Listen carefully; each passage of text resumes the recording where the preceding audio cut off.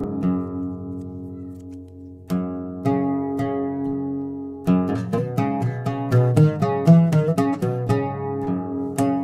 premier voyage était un voyage touristique avec des inconnus, des gens dont j'ai fait la connaissance dans l'avion. Nous étions 8 touristes qui allions découvrir l'architecture yéménite. C'est comme ça que ça a commencé. Nous avons atterri à Sanaa. On a visité les villages les plus beaux, les plus somptueux, et nous étions très encadrés. Dans ma tête, ça a fait tilt. Je me suis dit, mais il doit y avoir plus dans ce pays. Enfin, je suis tombée amoureuse de ce pays. J'avais été en Israël, j'avais été en Jordanie, je connaissais un peu les sables. Avec mon compagnon Jean Genoux, on avait préparé notre voyage avec les lectures de Téziger. On s'est dit, mais vraiment, c'est à découvrir. C'était comme une reconnaissance, enfin, une connaissance du lieu. C'est-à-dire les maisons pisées, les maisons décorées, tous les hommes portant des djambiyas, des turbans, marchant le khat à partir de 3 h de l'après-midi. Une vie un peu comme ça, très, très désert, j'entends, que j'avais jamais imaginé. Oui, c'était biblique. En fait, j'avais imaginé, mais tout à coup, je me trouvais en face d'un décor tout à fait nouveau.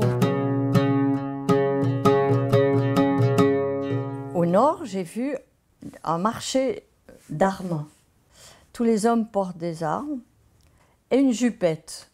Ils ne portent pas de pantalon.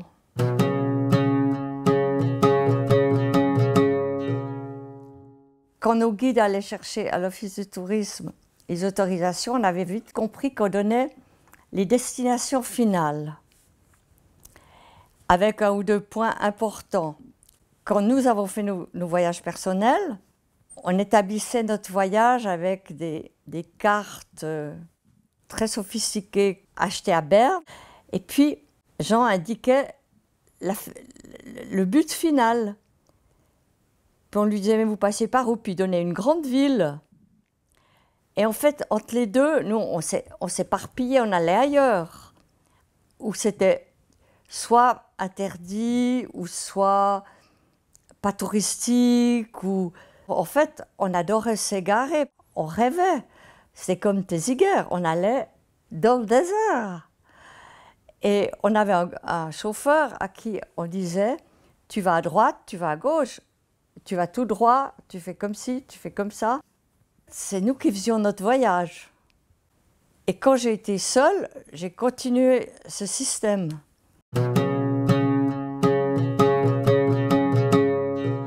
Alors on arrivait dans un village, on se garait, on partait en balade dans le village, on s'intéressait à ce que les gens faisaient jusqu'à ce qu'on nous oublie, qu'on oublie notre présence. Puis on essayait d'évaluer aussi si c'est le village où on resterait, où on passerait la nuit, où on allait s'attarder, où on irait voir l'instituteur. Je partais un peu à l'aventure, dans des ruelles, où j'allais parler aux femmes, où je m'intéressais. Et là, je faisais mes photos.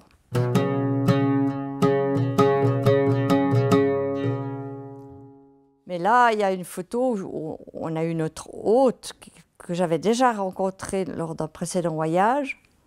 Il refaisait sa maison en pisé. En fait, je l'ai vu 2 années de suite. Là, il nous a reçus dans sa maison. En fait, c'était un notable. C'est là que j'ai compris l'architecture des maisons. C'est-à-dire qu'on vit tout en haut, dans ce qu'on appelle le mafrej. On dort là, on boit le thé là, on palabre là. C'est une pièce d'homme, en général. Les femmes sont juste un petit peu en bas, elles ont une autre pièce. Mais ça, c'est tout en haut de la maison. Et puis après, il y a l'étage des provisions, l'étage de la paille pour les animaux. Tout en bas, il y a la récupération des excréments de toute la maison.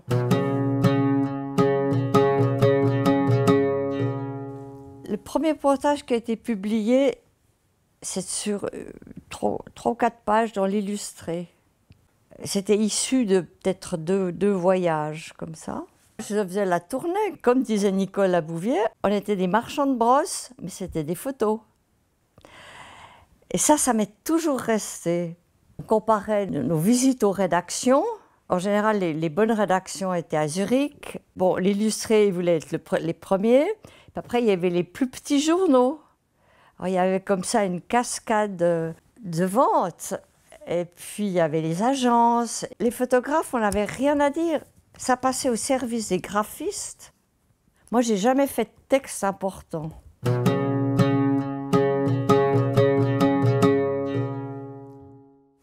Mais quand j'arrivais à Sana, seule, et que je regardais comme ça par la fenêtre de l'avion, j'avais la sensation d'arriver à la maison. C'était fou, ça. Comme cette sensation de rentrer à la maison. Parce que là-bas, j'avais pris des habitudes dans un petit hôtel arabe, très bien, où on me protégeait, à côté d'une mosquée, d'une école religieuse, où les petits garçons chantaient tous les matins. Ils chantaient les prières. Ça, c'était exceptionnel.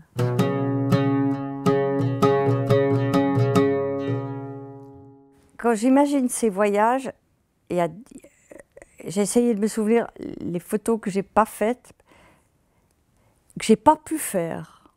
Il y avait un homme enchaîné à 2 chevilles et qui marchait dans la rue, évidemment très maladroitement, et qui n'était pas accompagné. Alors je ne savais pas si c'était un prisonnier, un démon, je ne savais pas. Et j'ai regardé cet homme et je lui ai dit, je ne peux pas faire la photo. En fait, je n'ai même pas désiré le faire. C'était trop fort. C'est la première fois que je voyais un homme enchaîné.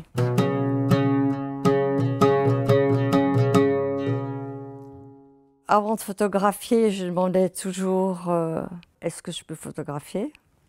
Et donc on me disait oui ou non, j'attends. Et puis quand on me disait non, j'abandonnais. Mais moi je suis rapide, hein? Je ne suis pas une photographe qui met en scène. Je suis quand même un reporter, donc je sais voler aussi. Et je sais trouver le bon moment. Et je ne travaillais pas en rafale. En plus, ça n'existait pas, les appareils à rafale. De mon époque, on avait comme une écriture. Donc c'est mon écriture. C'est l'attente, c'est le partage, c'est l'échange des regards. Ça n'a plus rien à voir avec la façon dont on photographie actuellement. Mais alors vraiment pas. Quand j'y repense, je me suis dit, quelle belle époque. C'était vraiment, on avait la sensation d'être grands reporters. Mais maintenant, il n'y a plus de grands reporters. Ça n'existe plus. T'es pas d'accord?